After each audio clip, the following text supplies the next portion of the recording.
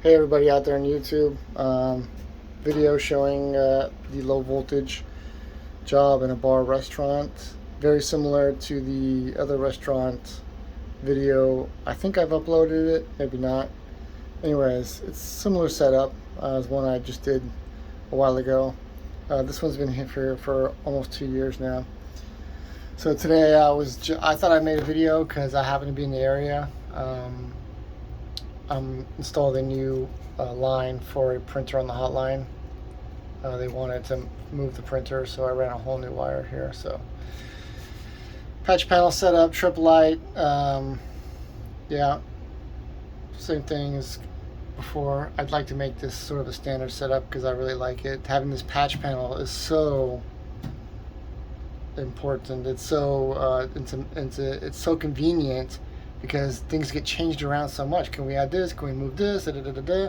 So, having this here allows me just to move. I can move things around. I can add things. It's so convenient rather than having all the structured cabling come back in the network cabinet, and it's just much more convenient. The downside is that you add another connection point. Connections, typically that's your failure point, or places where you have problems is connections. Whether doesn't matter what it is. It can be automotive, it can be networking, it can be anything. Connections typically are your problem points. So yes, I'm adding another connection in the chain here, but for the convenience, it's worth it. So I've got my big brushed wall plate here. RCA balance. I wish I hadn't buried them so much. I wish I had lowered them down.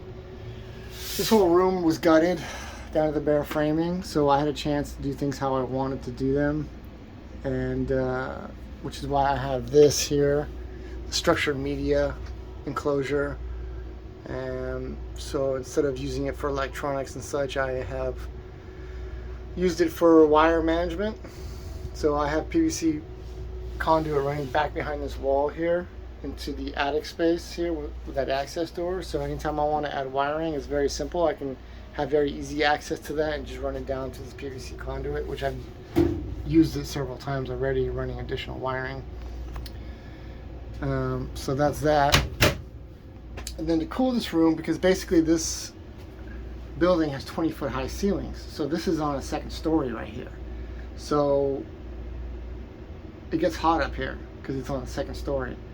So in order to combat that, to keep all the equipment cool down here, and because this whole wall was gutted and this was all open framing and I can do whatever I want, I ran ducting.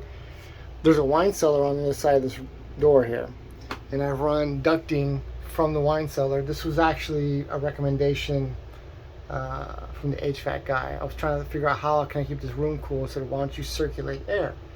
I thought, okay. So I bought these AC Infinity fans. This one is pulling air from the wine cellar, and this one down here, it's kind of hard to see, there's a bunch of stuff in the way. There's another one that draws the air out of the wine cellar.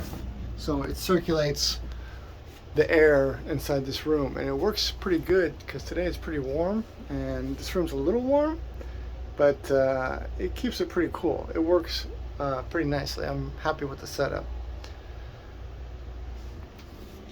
So I'll just go over the equipment here real quick. It's the usual suspects here. Got the APC, lithium ion, UPS here, Yamaha MTX5D processor, XMV8280D, amp, Yamaha switch. I have 2 Netgear switches. Rather than having a managed switch and dealing with all that, I just did 2 separate switches. So one's for the point of sale and one's for the internet. I wish I had done a additional patch panel here, but I decided to do a finger duct. Not as clean as the patch panel, or as handy, but it was faster and it's worked out. But limiting the amount of connections is better. But with the patch panel adds more connections, but the finger duct removes that additional connection, but it's not as clean in my opinion, but it's good enough. In the beginning, all the wires were color coded. As time went by and stuff was added, and didn't have time to order stuff from mono price. These are all mono price patch cables.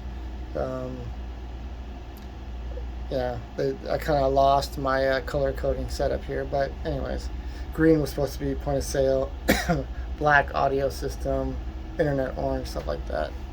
Anyways, this is just the he's originally had cake, but now he's gone over to